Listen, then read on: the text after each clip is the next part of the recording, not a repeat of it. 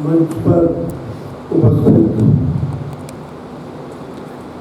हमारे अध्यक्ष और वरिष्ठ कवि श्री रवि श्रीवास्तव जी, हमारे मित्र प्रसिद्ध लेखक, निर्माता, निर्देशक भाई राजशेखर व्यास जी, हमारी प्रिय लेखक रेखा कष्टवाल जी, और आप सब लोग यहाँ पर विष्णु नागर जी आ गए हैं, भाभी जी भी साथ में हैं। यहाँ पे कल उनको सम्मान पत्र दिया जाता है, वही है आज, तो उनका भी सबसे पहले स्वागत यहाँ पर। बाकी सब लोग हैं, बहुत लोग हैं जिनसे मैं परिचित हूँ। अब किस किस का नाम लीजिए, ये बड़ी मुश्किल है, तो सबका स्वागत। ये शब्द उत्सव है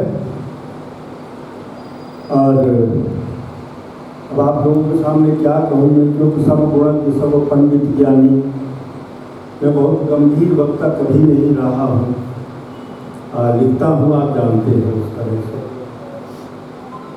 मगर ये इतनी कलाओं का समन्वय मैं यहाँ पर देख रहा हूँ, ये सचमुच बड़े आश्चर्य की और बड़े गर्व का संवाद को मैं समझ सकता हूँ। रचना पाठ भी है, व्याख्यान से मैं घबराता हूँ, तो कभी कभी व्याख्यान इतने बोझिल और लंबे हो जाते हैं कि घबराहट होने लगती है और बड़े गंभीर भी होते हैं। ऐसा नहीं है, कई व्याख्यान बहुत जरूरी भी होते हैं। मगर वो जिस तरह से भोपाल में आकर के एक बार उपराष्ट्रपति महोदय थे, राष्ट्रपति थे उस समय पे, यानी जल सिंह, उन्होंने भारत भवन में कहा था पेंटिंग देखते हुए, मतलब विचित्र पेंटिंग थी वो, उसकी कौन से दास थे उनकी, तो उन्होंने कहा था कि ये क्या है, बता रहे थे कि साहब ये चिड़िया है। हाँ, स्वामीनाथन बता रहे थे, वो उनकी पेंटिंग और थी, बड़ा बड़ा था। संयोग से उस समय में बाबा थे यहाँ पर, बाबा के साथ बाबा मुझे ले गए थे, बाबा कारण, तो वैसे तो मेरी नसाई हो नहीं सकती थी, तो वो ले गए थे। तो सरकारी जो खड़े होते थे, फूल लगाते थे, यहाँ पर वो बोले वो तो ठीक है पर समझ में तो आना चाहिए। ये तो समझ में आने वाली बात है, वो मैं आज तक भी नहीं भूल पाया। भाई हम जो वक्तव्य देते हैं, जो व्याख्यान देते हैं, ठीक है, थोड़ा श्रोता कोशिश करेगा समझने की, फिर कुछ व्याख्यान भी इतना सहज हो जाए कि समझ में आना चाहिए। सबकी समझ में नहीं आ पाए, मगर कुछ लोगों को समझ में आना चाहिए। शब्द तो हमारा सबका एक विषय है, आराध्य है, और आज बड़ी अच्छी शुरुआत हुई, क्योंकि उसकी शुरुआत संगीत से हुई। और अभी रवि भाई मुझे बता रहे थे कि सरस्वती के चित्र के सामने जो आराधना कर रहा है संगीत की, वो दोनों गैर हिंदू हैं। अब आप देखिए कि सरस्वती का सबसे बड़ा साधक हमारे देश में जो हुआ है, वो अलाउद्दीन खान साहब थे। बिना सरस्वती को की पूजा किए उसको सरों को हाथ नहीं लगाते थे। मुझे याद आता है कि मैंने इंटरव्यू पढ़ा था उनका, बिस्मिल्लाह खान साहब का, जब वो शहनाई शुरू करते थे तो उसको चिलम कहते थे। वो शहनाई का जो वो होता है, वो कहते थे कि चिलम मेरी पहले बाबा की तरफ होती है, विश्वनाथ की तरफ पहले बजाते थे, यानी हिंदू थे। आज जो शुरुआत हुई है सरस्वती जी के सामने, मुझे याद आया वो मकसूद तो महमूद तो हमारा बच्चा है, हमने उसको शुरुआत से बजाते देखा है। उसके पिता मकसूद खान हमारे मित्र थे। हम उनको ग्वालियर का मोहम्मद रफ़ी कहते थे। बहुत अच्छा गला पाया था उन्होंने। और आमिर खान, तो ये बड़ी अच्छी शुरुआत है। इसके लिए मैं तो जो हिस्सा हूँ मध्य प्रदेश हिंदी साहित्य सम्मेलन का, इसलिए साधुवाद भी नहीं दे पा रहा, मगर साधुवाद दिया जाना चाहिए इसके लिए। दूसरी बात, छोटी सी बात मैं और कहूँगा कि ये शब्द है, लेखन के लिए तो शब्द जरूरी है, मगर अगर शब्द अकेला है तो उसका कोई अर्थ नहीं। अगर आप पत्थर पर पत्थर मारेंगे या मैं मारूं तो शब्द तो होगा, उसका कोई अर्थ नहीं। अगर आप क कहते हैं या लिखते हैं या मैं लिखता हूं, क का कोई अर्थ नहीं। मगर आप जब उसमें स्वर मिल जाता है, कू के को स्वर मिल जाता है तो उसमें अर्थ आता है। वर्णानाम अर्थानाम रसानाम छंद सामग्री, वर्ण उसका अर्थ, उसमें रस और छंद, और फिर सबसे बाद में बहुत से लोग, मैं तुलसीदास को उल्लेख कर रहा हूँ, बहुत से मित्र तो मानते ही नहीं है कि तुलसीदास कोई कवि थे। क्या मैं सही कह रहा हूँ आप लोगों से? कहते क्या कवि थे तुलसीदास? अरे हमें पढ़ो। मगर वो लिखते हैं कि वर्णानाम अर्थ संगनाम रसानाम छंद सामग्री मंगलानाम च करता है। हमारा लेखन ऐसा होना चाहिए, वो ये सब चीजें तो हो, मगर मंगल करने वाला, शुभकारी भी ऐसा लेखन होना चाहिए। ये शब्द है, इसलिए शब्द केवल शब्द रखने नाम की कोई बात नहीं। काव्य एक कला है, हम लिखते हैं वो एक कला है, संगीत भी एक कला है। मगर एक फर्क है दोनों के अंदर। मैं बैठा बैठा सोच रहा था कि आपसे भी ये बात साझा कर लूं। एक फर्क है दोनों के अंदर कि जब हम कविता सुनते हैं, कहानी सुनते हैं या पढ़ते हैं, तो साथ साथ में बुद्धि हमारी काम करती है। उसका आनंद हमें तब मिलता है जब उसमें साथ साथ में हम बुद्धि लगाएं, बुद्धि होगी। संगीत के साथ में ये बात है, या उसके लिए संगीत के लिए जरूरी नहीं। आप ये विचार करके देखिए, ये जरूरी नहीं है कि कोई संगीत का व्याकरण जाने। संगीत का आनंद आप बिना जाने भी ले सकते हैं। अगर आप एक बच्चे को भी यहाँ पर बिठाते हैं और आप संगीत उसको सुनाएं, वो नहीं जानता है कि संगीत क्या है, मगर वो उसका आनंद ले लेगा। काव्य कला में या दूसरी रचनाएं हैं, उनमें ये बात नहीं, इसलिए संगीत अलग होता है। और इसीलिए अब बड़ी शास्त्रीय बातें हो जाएगी, उन सबको छोड़िए। ये शब्द उत्सव है, और इस शब्द उत्सव में आप सबको लोगों के आने से ये उत्सव और भी अधिक संपन्न और भी अधिक सार्थक हो रहा है। आप सब लोग आए हैं, अपना समय दिया है। मध्य प्रदेश हिंदी साहित्य सम्मेलन की ओर से मैं आप सबको धन्यवाद देता हूँ। इसके अधिष्ठाता, यहाँ पर उसको ये रूप देने वाले हमारे बाबूजी का चित्र है यहाँ पे, जिसकी हमने माल्यार्पण किया। मैं उनको भूल नहीं पाता।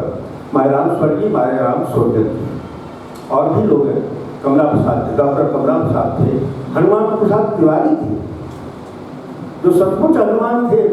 मायराम सोजन जी बोलते नहीं थे, काम करते थे। इन सब लोगों के प्रताप से, पुण्य से आज मैं कहना चाहूँगा कि ये एक बस्ते से बस्ते में था, मैंने देखी है। मुझे जब हिंदी साहित्य सम्मेलन एक बस्ते में रहता था, फिर किराए के भवन में पहुंचा, किराए के भवन से आज ये है कि अपने भवन में आप सब लोग उसके साथ हैं। इसके लिए आप सबको बहुत बहुत साधुवाद, धन्यवाद।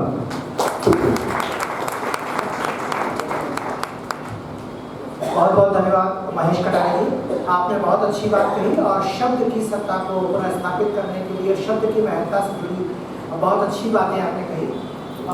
मैं इस कार्यक्रम की कड़ी को आगे बढ़ाऊं, हमारे मुख्य अतिथि को शुभकामनाएं व्यक्त करने के लिए आमंत्रित करूं। उससे पहले मैं एक हमारे हिंदी साहित्य सम्मेलन की इकाई के ही अनिल कुमार सिंह जी की एक किताब आई है, उसके विमोचन के लिए उन्हें आमंत्रित करना चाहूँगा। न्याय और अतिथियों के साथ किताब न्याय कर गया। अध्यक्ष हैं सीधी जिला इकाई के और वरिष्ठ कवि लेखक हैं डॉक्टर अनिल सिंह जी, वहाँ अंग्रेजी के प्राध्यापक हैं। इनकी किताब का नाम है कविता संग्रह है, जिसका नाम है मुनादी। इसके पूर्व आपके साथ कविता संग्रह, एक कहानी संग्रह, एक आलोचना पुस्तक, 2 अंग्रेजी भाषा की किताबें आ चुकी हैं और आपको मणिदीप सृजन सम्मान मिल चुका है हिंदी साहित्य सम्मेलन उत्तर प्रदेश का।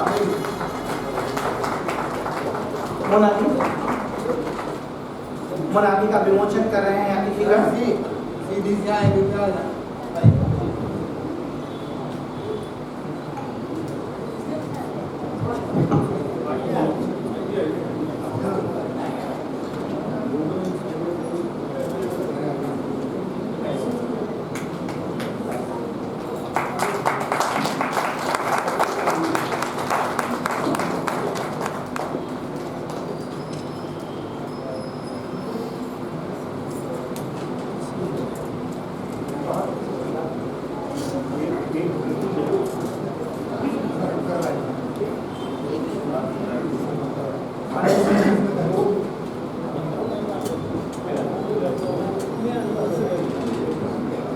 आज इस सम्मेलन के सभागार में वाद देवी और सम्मेलन के दिव्य पुरुष बाबू जी को प्रणाम करते हुए उनकी शरीर को मंचासीन हमारे सभी श्रद्धेय आदरणीय और हमारे मंच के सम्मुख बैठे हुए सभी सम्मानित शब्द की साधना करने वाले शब्द शिल्पी साथियों, निश्चित रूप से आज का समय बड़ा कठिन समय है। इस लौह समय में जहाँ सत्ता अपने योजनाओं का, अपने इच्छाओं की मुनादी बजा रही है, उसको पूरा करने की कोशिश कर रही है, तो हम संत साधकों का भी ये दायित्व है कि हम शब्दों की मुनादी बजाएं। शब्द भी, जैसा कि हम देख रहे हैं कि शब्द ब्रह्म होते हैं, शब्द कभी मरते नहीं, और इस शब्द ब्रह्म के सहारे ही हम सत्ता के षड्यंत्रों के खिलाफ जो है अपनी मुनादी बजा करके अपने उपस्थिति का एहसास उनको कराते रहेंगे। ये मैं आपको विश्वास दिलाना चाहता हूँ। यह जरूर है कि यह मुनादी जो है उसमें आप देखेंगे कि अज्ञे का भी स्वर है, धूमिल का भी स्वर मिलेगी इसमें आपने, और पास की भी सुगंध मिलेगी। एक मिश्रित तरह का ये कविता संग्रह है। मैं देख रहा हूँ सामने कि हमारे वरीय नागर साहब जी हैं, हमारे बेहद सम्मानित आलोचक विजय बहादुर सिंह साहब जी हैं, हमारे सभी लोग। मैं फिर से बताना चाहूँगा कि यह उत्सव जो है हमें जोड़ता है। इस शब्द उत्सव के बहाने हम लोग समावेशी संस्कृति का विकास करें। इस कविता के माध्यम से, अपनी उपस्थिति के माध्यम से मैं यही कहना चाहता हूँ। मैं अंग्रेजी का शिक्षक हूँ, लेकिन मैं चाहता हूँ कि मैं डॉक्टर रामविलास शर्मा या रमेश चंद्र शाह के जैसे उनके धूल पर, उनके पचिन्हों पर चल करके हिंदी में मैं मरना चाहता हूँ। बस यही चीज़ आपको इस मंच से विश्वास दिलाना चाहता हूँ। बहुत बहुत धन्यवाद आपको, मंच को पुनः बहुत बहुत धन्यवाद अनिल सिंह जी। और आज के आयोजन के मुख्य अतिथि श्री राजशेखर व्यासी से आग्रह करता हूँ कि वे आए और शब्द उत्सव के संचालन के लिए अपनी ओर से शुभकामनाएं अपनी बात।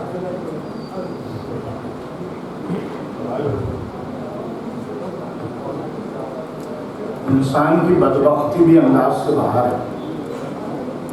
इंसान की बदबख्ती भी अंदाज से बाहर है, कमबख्त खुदा होकर भी बंदा नजर आता है।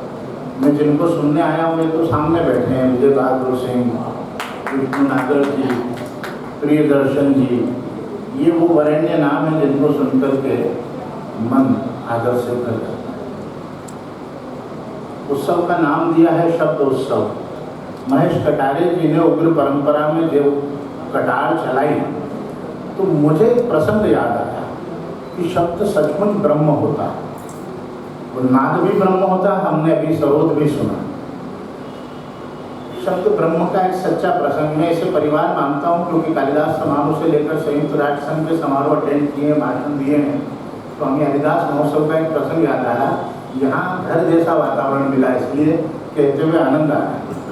स्वामी हरिदास महोत्सव में एक बार अमजद अली खां सरोद बजा रहे थे और एक उनके अति प्रशंसक बार बार शब्द का दुरुपयोग करते हुए कह रहे थे कि बहुत बड़े संगीतकार हमारे बीच बैठे हैं, महान संगीतकार हमारे बीच उपलब्ध हैं। वे संगीतकार सुबह मेरे ऑफिस आए हुए थे अपने दोनों बेटों को टॉप ग्रेड दिलवाने के लिए बगैर ऑडिशन के।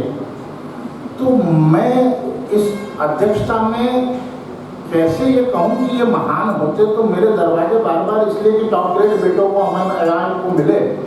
अब वो बार बार कहें महान संगीतकार, तो शब्द ब्रह्म है उसका प्रयोग करते हुए मैंने कहा, वो बिल्कुल सार्वजनिक कह रहा हूँ, सार्वभौमिक सत्य है। मैंने कहा सचमुच शब्द ब्रह्म है, पर कितनी आसानी से सर्वोदय को हम बार बार संगीतकार कह रहे हैं। ये हाफिज अली खां साहब के बेटे हैं, वो महान सरोद वादक थे, ये भी महान सरोद वादक है, पर सारी जिंदगी सरोद बजाते हुए ये पंडित हरिप्रसाद चौरसिया नहीं हो पाएंगे, ये रघुनाथ सेठ नहीं हो पाएंगे, पन्नालाल घोष नहीं बन पाएंगे। और अगर ये बांसुरी भी सीख जाए उस्ताद अलाउद्दीन खां की तरह, तीन पीढ़ियां बीत जाए तो भी ये अल्लाह रखा की तरह तबला नहीं बजा सकते और न जाकिर की तरह तबला बजा सकते। तो आप इन्हें सरोद वादक कहें तो मुझे अच्छा लगेगा। शब्द का दुरुपयोग करते हुए आप जब संगीतकार कहते हैं, कितनी आसानी से लोग बोलते थे महान क्रिकेटर हमारे बीच में सचिन तेंदुलकर, नहीं, ही वाज सिंपली बैट्समैन, वो बॉलर नहीं है, वो ऑलराउंडर नहीं है, फील्डर नहीं है। तो शब्दों के प्रयोग में भी सतर्कता बहुत आवश्यक है। हम कितनी आसानी से जीवन कला साधना में बीत जाता है, तब एक आदमी उस्ताद अलाउद्दीन खां बनता है। पूरा जीवन जिनका नाम लिया, सौभाग्य की मध्य भारत के पहले 2 नाम थे जिनको पद्म भूषण मिले, उनमें पिता पंडित सूर्य नारायण व्यास और उस्ताद अलाउद्दीन खां दोनों को साथ 1958 में मिला। पंडित जी ने 58 में लौटा भी दिया था अंग्रेजी के अनंत काल तक जारी रखने के विरोध के विधेयक में। पर अलाउद्दीन ने ऐसे शिष्य पैदा किए उस्ताद ने, जैसे पंडित रविशंकर, निखिल दादा जैसे महान नाम। वही भी माँ के सम्मुख महिंदल में जो इन्होंने कहा कि साधना करते थे, तो नाद ब्रह्म की साधना करते थे। ऐसा मुझे अवसर दूरदर्शन में बैठने से भी मिला, कालिदास समारोह में जन्म लेने से भी मिला कि एक बार मैंने बिस्मिल्लाह खां से पूछा कि खां साहब, मैंने ऐसा सुना कि मेघ मल्हार गाने पर मेघ बरसते थे, दीपक रात बजाने पर दिए जलते थे, अब ऐसा क्यों नहीं होता? तो वो बड़े आप जानते विनोदी और मुस्कुराते मस्करे स्वभाव में कहा कि बेटा जब तानसेन मियाँ तानसेन बजाते थे मेघ मल्हार तो बारिश होती थी, दीपक रात बजता था तो दिए जलते थे, तो सुनने वाले बिस्मिल्लाह खां की कोटि के होते थे। अभी बिस्मिल्लाह बजाता है तो अशोक वाजपेयी जैसे लोग सुनने बैठते हैं, तो पुरपुर करने पर ही भारत रत्न मिल जाता है। तो जब साधना की थली वो थी, जिस स्तर पर हम साधना करते थे वो साधना करने की जरूरत ही नहीं रही। मैंने ये नौशाद साहब से पूछा, ये जो सरोद बजा रहे तब मैंने कहा कि ईस्टर्न वेस्टर्न म्यूजिक का बड़ा उन दिनों चला, तो मैंने नौशाद से पूछा कि नौशाद साहब ये वेस्टर्न म्यूजिक बहुत आ रहा है, तो कहीं हमारा संगीत लुप्त नहीं हो जाएगा?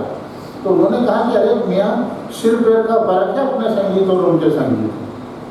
अपने संगीत में सिर थिरकता है, उनके संगीत में पैर थिरकते हैं। तो इतनी आसानी से उन्होंने कह दिया कि अपना संगीत लुप्त होने वाला नहीं। तो शब्द जैसी महान साधना के लिए मैं बाहर खड़ा था, तो मेरे बचपन के प्रिय पंक्तियाँ जब ध्रुव जी ने अंकित की हुई थी लोहे का स्वाद पूछना है तो लोहार से मत पूछो, उस घोड़े से पूछो जिसके मुंह में लगाम है। या ध्रुव लिखते थे वो एक आदमी रोटी खाता है, एक आदमी रोटी बेलता है, एक आदमी और है जो न रोटी खाता है न रोटी बेलता है, वो रोटी से खेलता है। मैं पूछता हूँ ये तीसरा आदमी कौन है? मेरे देश की संसद भी मौत है। मैं केदार बाबू की कविताओं से बड़ा हुआ कि मैंने जब जब उसको चलते देखा, गोली जैसे चलते देखा। ये सब पोस्टर बनाए, ये सब रचनाएं, ये मायाराम जी की स्मृति थी। मैं अस्वस्थ था, मैं दिल्ली से अभी इलाज करा रहा था, लेकिन पलाश जी का आग्रह इसलिए नहीं टाल पाए कि मैंने बाबूजी के दर्शन किए हैं। ये वो लोग थे जो देश बंधु से लोक चेतना जगाते थे, राष्ट्र के सजग समर्पण में जीवन यापन कर दिया उन्होंने। मध्य प्रदेश हिंदी साहित्य सम्मेलन की परंपरा बहुत पुरानी। मेरे मित्र आशीष बता रहे थे कि ये धनंजय वर्मा और कमला प्रसाद जी, अक्षय कुमार जी के साथ रहते थे। मैंने कहा मैं भी आता था बचपन में। मुझे याद है आज हिंदी साहित्य सम्मेलनों की क्या परंपरा है, अब देखने को कैसे मिलती है। मैंने जो पढ़ा है, विक्रम विश्वविद्यालय की स्थापना का प्रस्ताव मध्य भारत हिंदी साहित्य सम्मेलन के महू में हुआ था।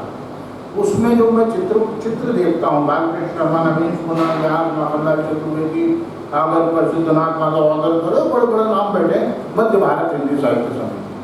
एक मेरे पास कोई भाषण है, हरिद्वार में कोई हिंदी साहित्य सम्मेलन हुआ, उसमें हाथियों पर अध्यक्षों का जुलूस निकलता था। तो बाबू दर्शन समिति के अध्यक्ष थे बाबू गुलाब राय, और विज्ञान समिति के अध्यक्ष थे पंडित सोनारायण, और हिंदी साहित्य समिति के अध्यक्ष थे माखनलाल जी। इनका हाथियों पर जुलूस था, तो उसमें विनोद हो रहे हैं आपस में कि हाथी इनको गिरा न दे। तो एक कृष्णकाय साहित्यकार के साथ एक दीर्घकाय साहित्यकार बैठा है पान बांध के कि हाथी पे से गिर न जाए। हरिद्वार में हिंदी साहित्य सम्मेलन, वो भाषण मैंने पढ़ा वैषयों से। तो गुलाब राय और पंडित सोनारायण प्रधानमंत्री भवन में साथ दीजिए, मेरा उसमें सहयोग रहा कि बाबू गुलाब राय के डॉक्टर के साथ हो जाए। तो वो हिंदी साहित्य सम्मेलन की महत्ता थी कि वहाँ से कोई प्रस्ताव पारित होता था तो पूरे राष्ट्र में गूंजता था। आज भी मुझे 2-3 ऐसे हिंदी साहित्य सम्मेलन सौभाग्य से देखने और सुनने और बैठने का अवसर मिला है। तो मैंने जब पलाश जी का आदरपूर्वक आदेश आया तो मैं मना नहीं कर पाया। तो विजय बहादुर सिंह के दर्शन, विष्णु नागर जी से तो मैं दिल्ली में मिलता ही रहता हूँ, पर महेश कटारे जी के दर्शन, प्रियदर्शन जी दूरदर्शन की तरह दूर बैठे दर्शन देते हैं, पर कम से कम वो यहाँ दिखाई देंगे, मिल जाएंगे। तो आधे हिंदी साहित्य सेवियों की तो स्वास्थ्य साधना भी हो जाती है, हम स्वस्थ हो जाते हैं एक दूसरे से मिलकर। तो मेरा इस शब्द उत्सव को